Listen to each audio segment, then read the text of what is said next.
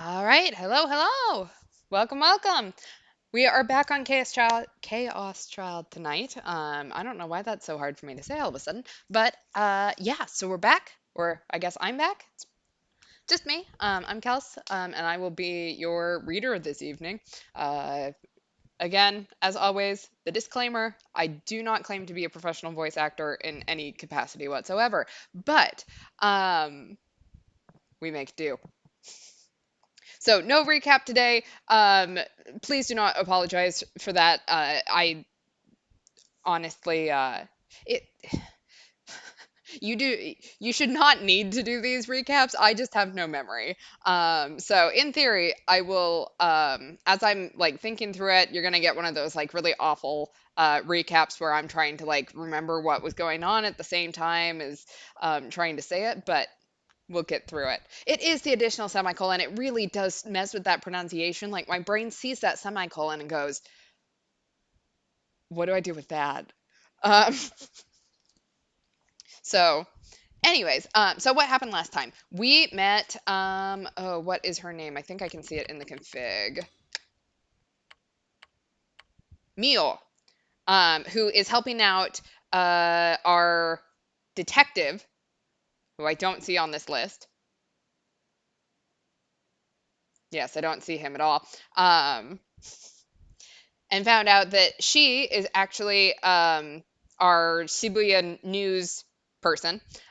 She's also a high schooler, but she's like this genius, I guess, who works in like nuclear stuff and like nuclear neuroscience or something like that.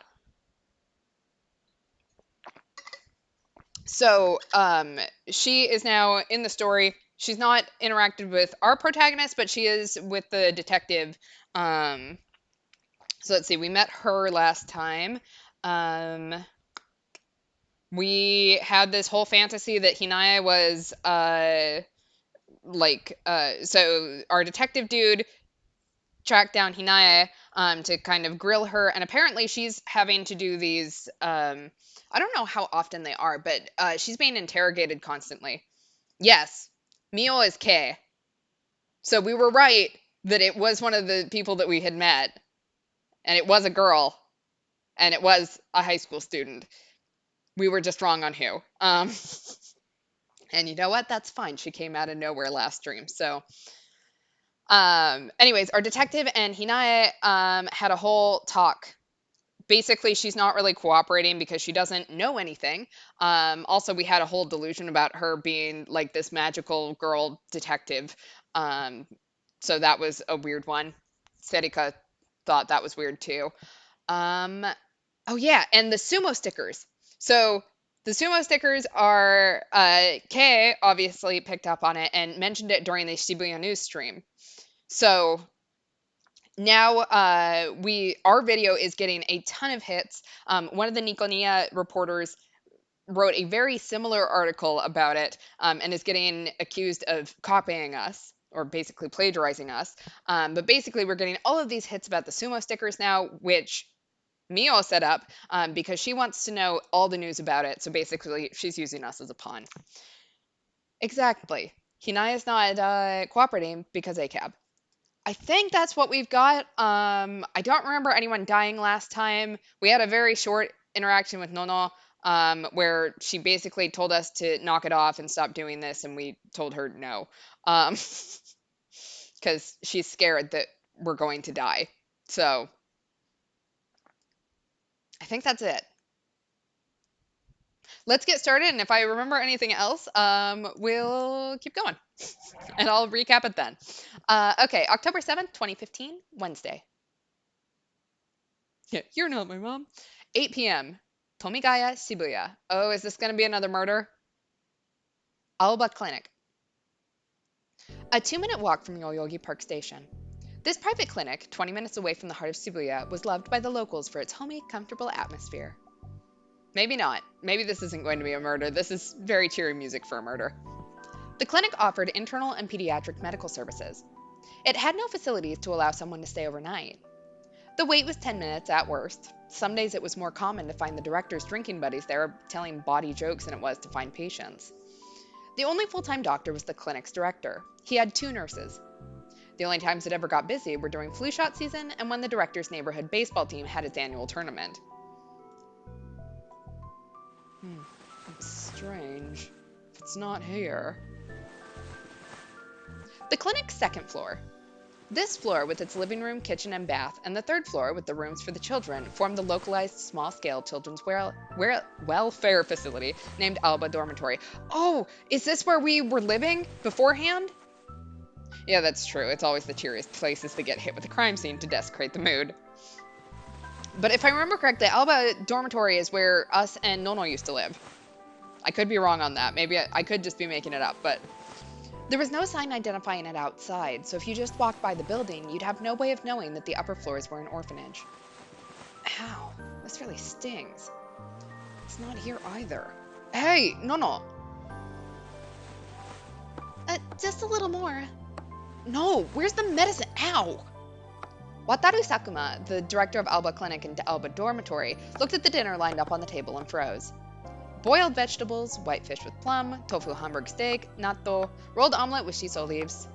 The oldest girl at the dorm had been in charge of cooking ever since she came here when she was in 6th grade.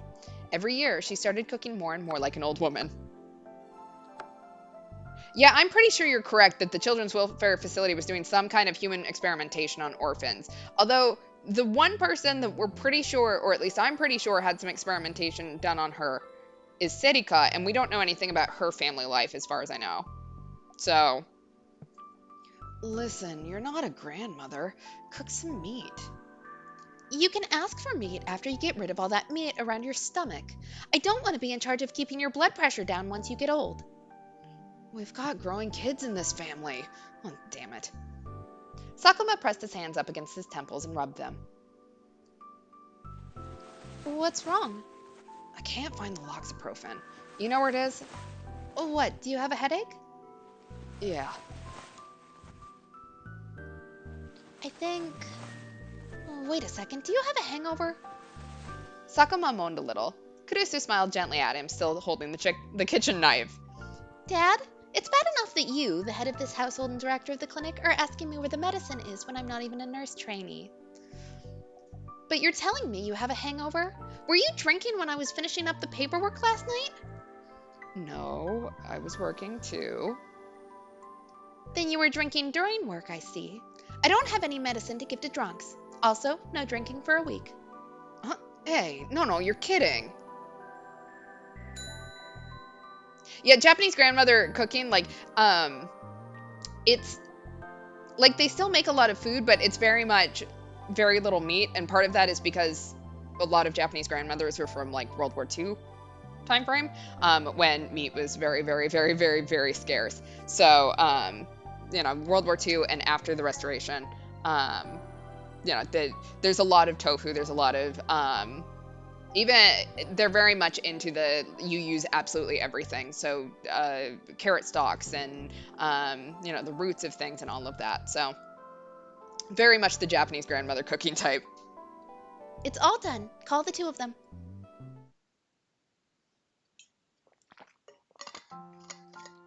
Thank you. That was very good. Thank you. I'm glad you liked it. I'll make some tea. You help me. I mean, I'm not sure that loxanone is, or what is it, loxaprofen in English, is healthcare, but yeah, in general, treat the addiction. Don't starve the addiction. Her little brother nodded, and together they took up the plates the 4 of them had been eating onto the kitchen. It was their job to clean up. Yui Tachibana and Yuto Tachibana were brother and sister. They were the only 2 siblings at the Alba dorm who were actually related by blood, and the rest of the neighborhood thought it was cute how they were always together. The Subiya earthquake had occurred when Yui was in 2nd grade, and Yuto was only 6 and hadn't started school. After the earthquake, the 2 of them had come to the Alba dorm. Oh no. I'm so scared about this experimentation then. Leave these children alone. The 2 of them had been depressed for a long time between the shock of losing their parents and their experiences in the earthquake's aftermath. Now they'd made it to the 2nd year of middle school for Yui and the last year of elementary school for Yuto. Aww. No, you can't. You can eat dinner without me tomorrow. During the meal, Sakuma had complained about Nono's ban on his drinking, but Yui had told him he'd brought it on himself. He'd spent the rest of dinner muttering to himself, but by now he'd calmed down a little. I've been so busy lately, you see. No, it's a pain to warm it up again, and I don't like it when everybody eats separately. I want us all to eat as a family as much as possible. But why are you so busy? Kurusu checked the clock as she spoke. It was almost 9. Alba Clinic closed at 6:30 p.m., and it was often after 7 p.m. by the time Sakuma finished his paperwork and came up the stairs. Kurusu would have dinner ready around that time. But it was true that lately he'd been coming up later and later. Sakuma shrugged and said he wasn't sure why exactly, but the clinic one of my old university buddies runs in Shibuya is busy too. And the big hospitals around here, like AH, Tokyo General Hospital, and Yoyogi, for instance, have also been really busy lately. Oh. Nono? Oh, sorry. And? Well, there are a lot of theories. Some people say that it's because people are excited for the festival and hurting themselves. Others say it's because they're starting to look into that syndrome again. They're looking into it again? After 6 years? The only thing that's really fixed is the town's exterior. You can't fix what's in here so easily. Sakuma patted himself on the chest. My patients are the same as ever, but my old classmates and the other people I know are sending me a lot of people. It's making my shoulders really stiff. As her father rotated his shoulders to stretch them, Nono told him he was doing a good job. He normally looked like a goofball, but Kurusu knew that he was reliable when it counted. Alba Clinic was far enough from Shibuya that it hadn't been damaged during the quake, and so it had remained open. She'd heard that Sakuma had taken patients in with minor wounds, a field that was outside his specialty, and treated them. When she helped at the clinic's front desk, the patients would often tell her grateful tales about what he'd done then. What's with this pear? It was on sale at Parlor Nishino. Let's eat. Yui and Yuto had come back from the kitchen with tea and a sliced pear. She stuck a toothpick in a slice as she spoke. It's so sweet and good. Oh, Yui, did you buy some ponzu? It's as cheap as it gets today, right? Yep, the sale's limited to 1 per person, so I took you and we bought 2. Oh, right, they say our usual supermarket's changing the hours for its timed sales. No way. It's going to be an hour later, they say. That's a problem. How should we handle dinner shopping then? Oh, we're almost out of bath soap. The one with the white package. I'm waiting for the weekend sale. Where at? Aoki Pharmacy. I've got a coupon. Really? That's great. Oh, did you see the veranda? The corner where we hang the laundry. Huh? What? There's mold. And? If we don't do something, we'll eventually get red mites. No! I don't want that either. Actually, I want it less than anyone.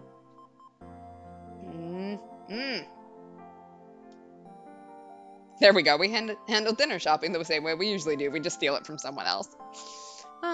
What is your problem? Does your throat hurt? Do you have a cold? How is that possible? You're a doctor, right? Just remember that it's our job to take care of you, right? Doing the laundry is already hard enough since you sweat so much. Lose some weight, okay? Do you know how much we spend on feeding you alone each month? Ugh! Sakuma slammed his teacup down on the desk. He'd reached the limits of his patience. Nono, Yui, we need to talk. Sit down. If this is not a conversation about how these two need to be children and, take on less work, I don't want to hear it from this man. We're sitting down. Listen up, you two. Yeah. Once you earn a doctorate in medicine, you become immune to all illness. That's how it works, right? Sakuma pressed down on his temples again as he wondered where to begin. It felt like his headache was getting worse. But in the end, he couldn't come up with any ideas except to say it directly. Can you two act a little more like kids? Thank you, sir. I wasn't sure where we were going with this, but I like this. Huh? The two of them looked at him as if they didn't know what he was talking about. No, what's your hobby? What's this all about? Just answer me. What's your hobby? Cleaning my room. And you, Yui? Collecting supermarket sales pamphlets. Normal kids. Normal kid things, it's fine.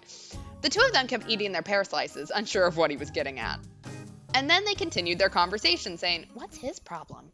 It must be terrible getting old. Sit down, sit. We are sitting. Why are you two acting like housewives at your age? Sales? Food budgets? Is that what the kids are supposed to talk about? It was your idea to put us in charge of the chores. Kurisu ran the Alba dorm's budget, and Yui helped her. I'm telling you to have a little more fun. Go to concerts, buy clothes. What? I don't need to. I can listen to music on the internet. And I get all my clothes at the flea markets. When I can't find ones I like, I make them myself. You're both too perfect. You'll never get boyfriends like this, because that's the problem. I'm not interested in the immature boys in my class.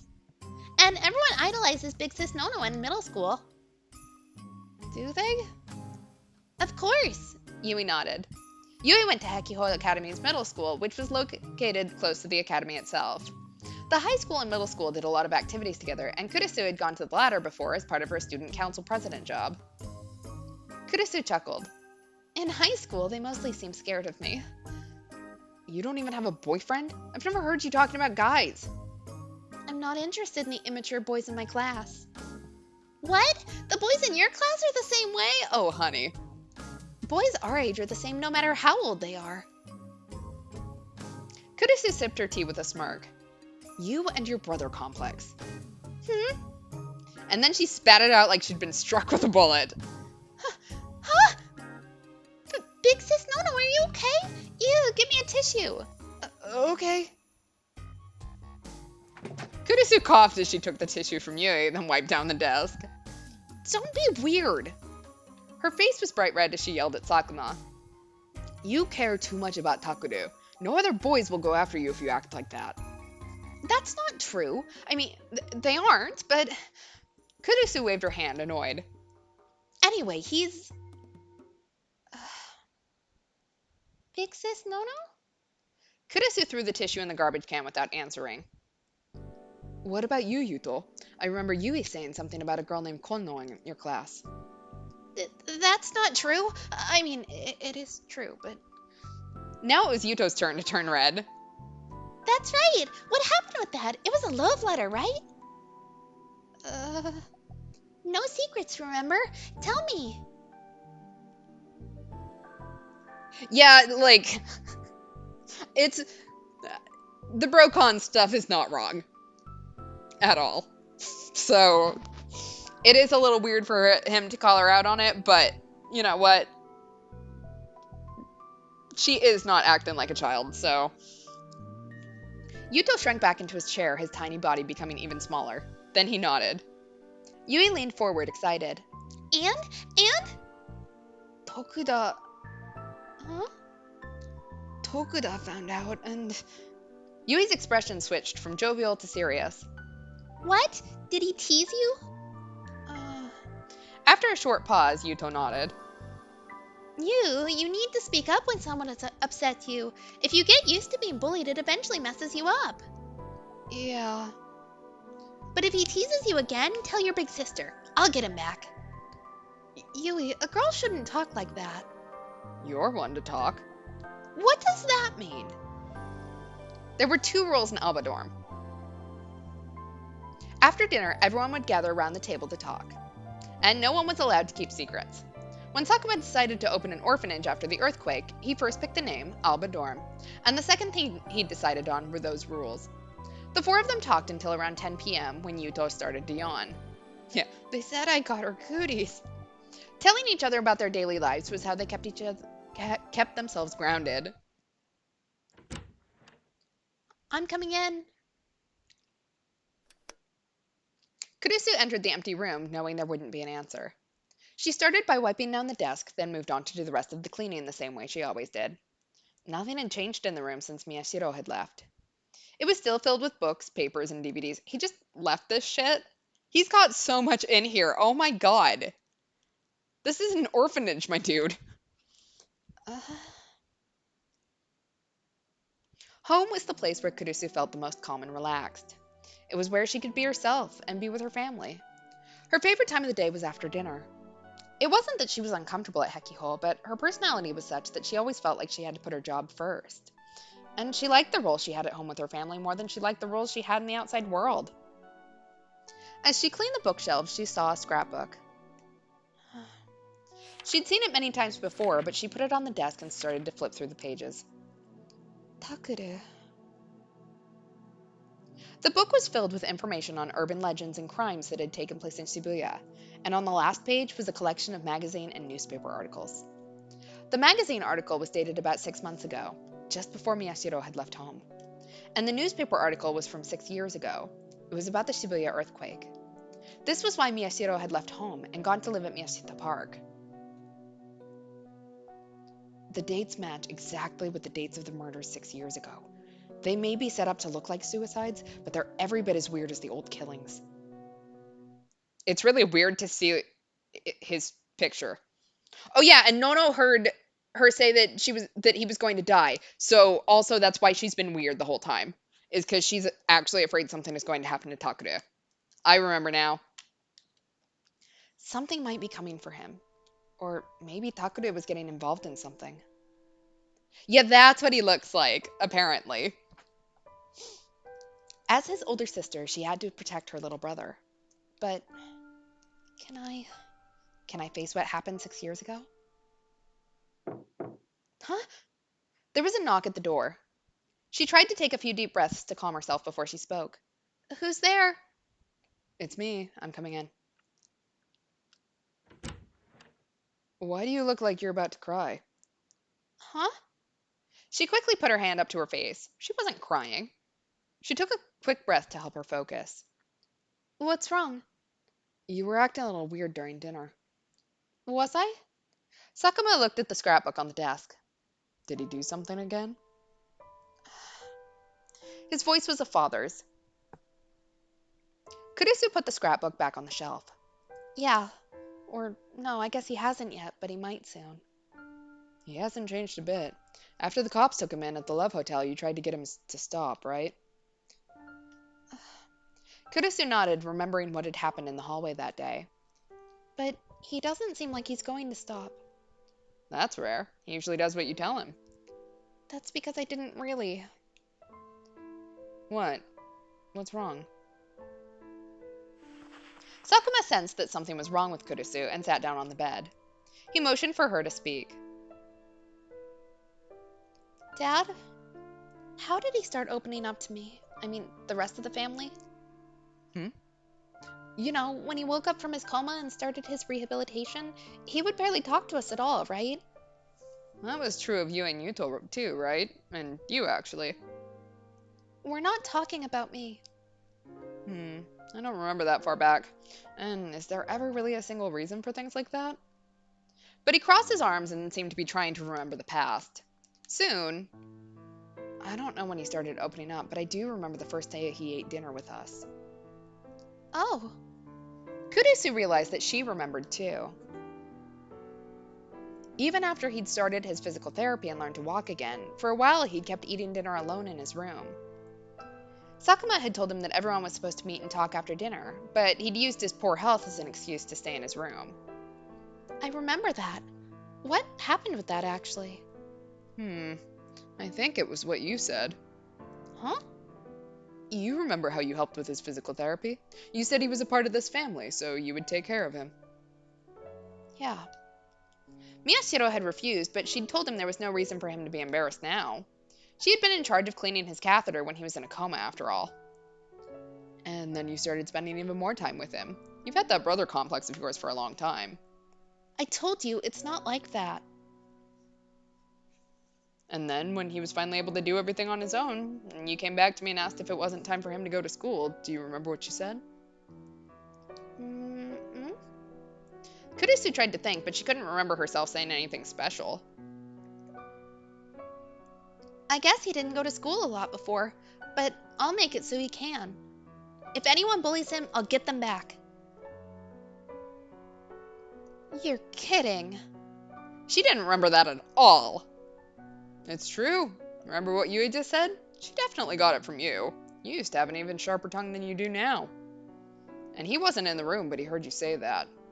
And that was the day he started eating with us. Oh. Well, he still didn't get to go to school all that much. But even if he spent most of his time in the nurse's office, it was still thanks to you that he was able to graduate. Oh. As she listened to Sakuma's words, she could feel the terror that had been building inside of her start to fade away. Instead, she felt a mixture of confidence, nostalgia, and joy. Did I say that? Big sis, no? What are you doing? What about you two? What are you doing? You was going to the bathroom, but then we heard you talking. I see. She smiled a little at Yuto's embarrassment. He couldn't go to the bathroom on his own at night. He'd always been shy and spent most of his time clinging to Yui, but the earthquake had given him mild scotophobia too. Scotophobia is a type of specific phobia. A specific phobia is a type of mental disorder where the subject exhibits an extreme mental and physical rejection response towards a specific object or situation, such as heights or needles. Scotophobia is the fear of darkness and is commonly found in small children. The primary causes of this disorder are experiencing trauma in a dark place or being unable to control the instinctual fear that humans, being non-nocturnal creatures, have of the dark. Hey, do you two want Takuru to come back? Of course. We're a family. Yeah. And we're doing all the cleaning that was Big Bro Takuru's job. And the shopping, too. Oh, that too, I forgot. Kurisu laughed and looked around her missing brother's room at her family. Exactly, I am also a creature of the night. Rip to Yuto, but I'm different. Also, poor kid has it because of the massive earthquake, though, so, like, he can have it.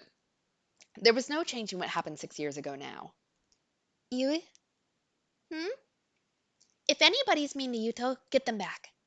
Huh? Oh, yeah, of course. She would just have to protect her family, So that they could live together again. Yeah, come on, Nono. Kurisu took out her smartphone and left the room, leaving her uncertainty behind. I don't like that he just showed up. Like, what the fuck? What was that? I'm so scared. Leave those children alone. Also, now we are apparently in a bathroom with Serika. I don't know why we're in a bathroom with Serika. What is going on here? Are they gone? Serika was sitting with her legs crossed on the cold floor, looking up at me.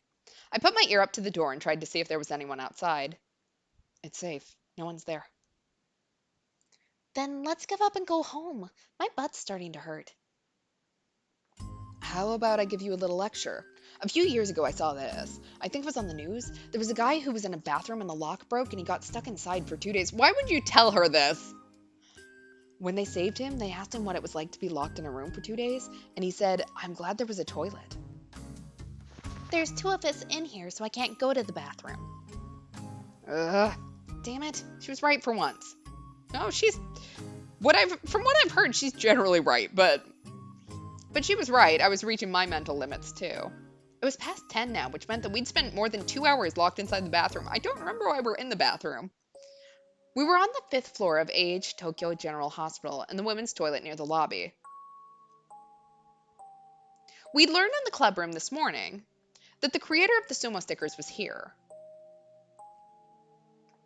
Serika and I had come to the hospital right after that. Each floor of the hospital had different sections, and each section had its own lobby, so we were able to go around each floor and gather information by talking to the people there. Well, it was mostly Serika who did the talking. And then we'd heard that there was someone in a private room in the back of the 5th floor who drew a lot of creepy pictures. I got excited. The person drawing the pictures might know something. But there was a problem. Namely, the ward they were staying in. There were 2 wards on the 5th floor. The first was the gastroenterological ward. I apologize, that's a lot of L's and R's together. Straight down the hall from the lobby. But to get to the place where we wanted to go, you had to take a right from the lobby and go to the psych ward. I don't know know about anyone else, but I have the shyest bladder in the world. If someone else if is in the bathroom, I can't pee. So I can't blame Sedika for not being able to go. Because I know I couldn't either. Like, I just wouldn't be able to pee. I guess I'm different. Um, to meet with patients in the psych ward, you needed permission from the patient and the hospital. If you weren't there to meet someone, you wouldn't even be allowed in. While we were sitting in the lobby trying to come up with a plan, visiting hours for the psych ward ended. Then hours for the gastroenterological ward ended too, and we had no good excuse for being there any longer.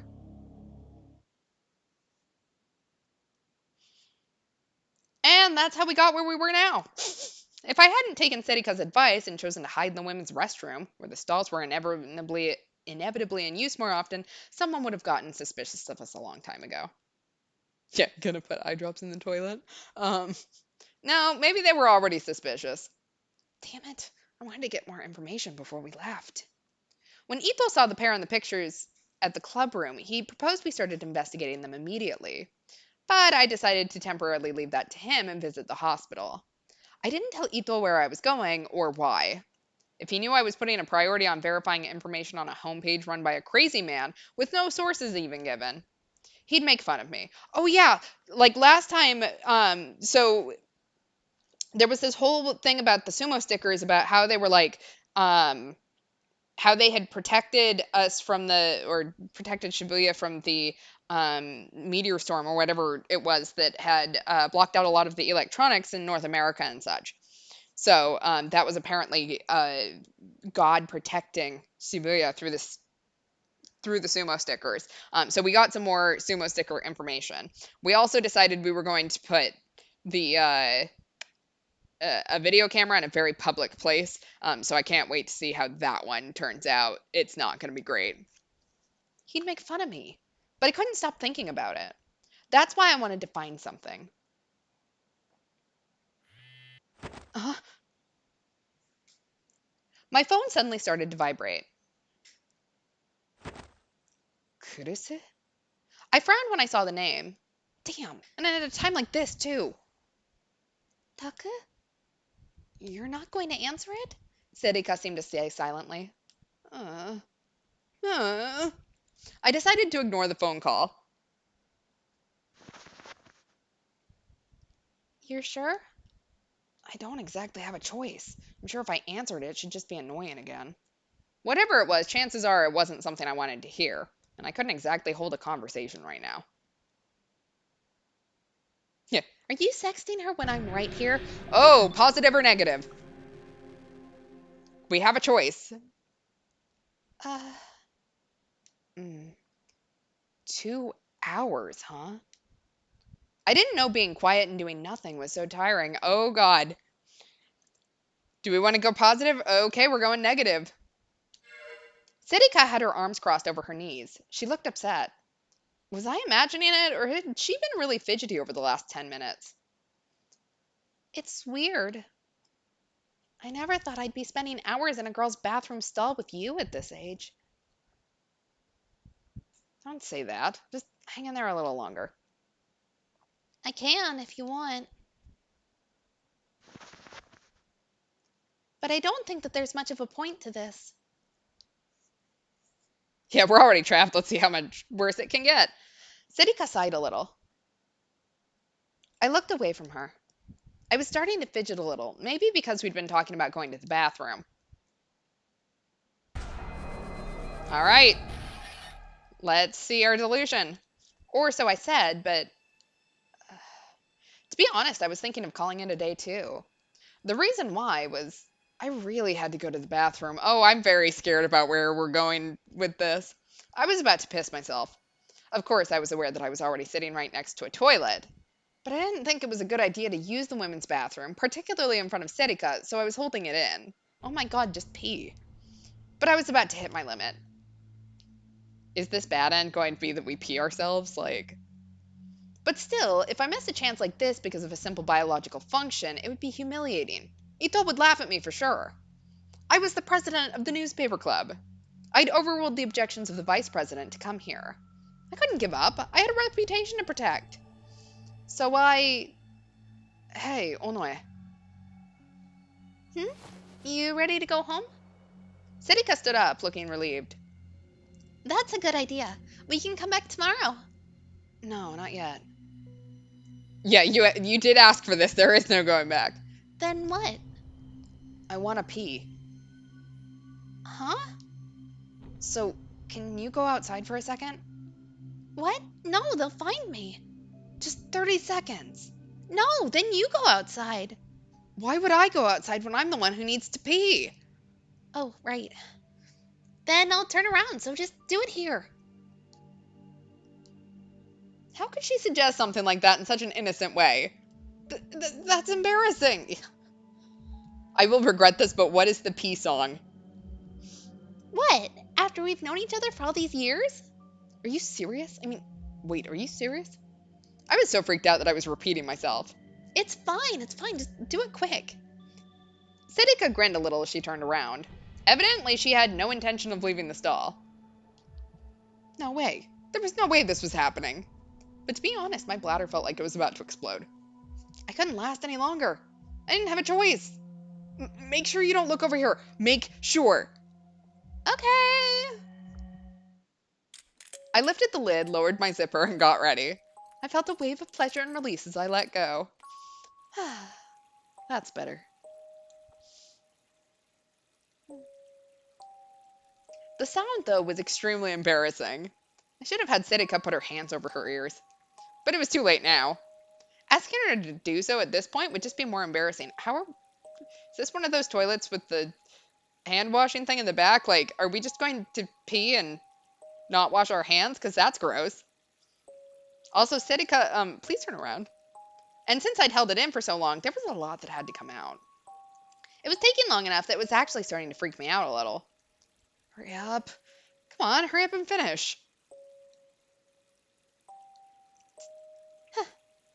Huh? She laughed? She just laughed! How the hell do you laugh at a guy who's going to the bathroom? A lot's coming out, huh? Oh, yeah. I want to kill myself. I'm going to kill myself. Please, someone kill me. Okay, well, that was not as bad as it could have been. If that happened, I don't think I would ever recover. But Sidika and I were in a situation where that could happen at any minute. Maybe it was time to go home after all. As that stupid idea crossed my mind, I love how we could have had fantasy of us hooking up in a stall, and instead Takaru's mind went, but what if I had to pee in front of her?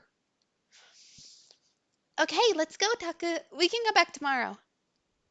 Sidika stood up and rubbed her butt a little. It doesn't bother you? Huh? This was the hospital we'd snuck into a long time ago looking for an Ermid legend called Amy. In the end, we had to give up before we could figure it out, but if there was some connection between the sumo stickers and this hospital... Sure, it bothers me.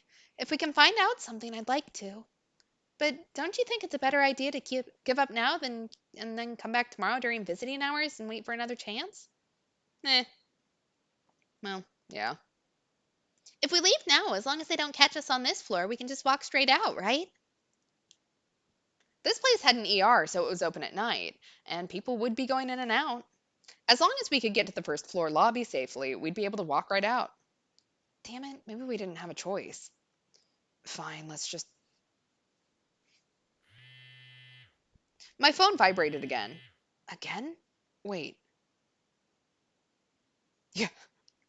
I mean, we don't know exactly what every interaction is going to be, like positive and negative, because I think this is the first negative one that we haven't like died in, and I was very curious how we were going to die in a bathroom. I thought it was Kurisu calling me again, but it wasn't. I checked once again that there was no one in the restroom and answered the phone. Hello? Hey, Miyashiro, where are you right now? What's wrong? The vice president wants us to stop chasing the case. She's pissed. Seriously?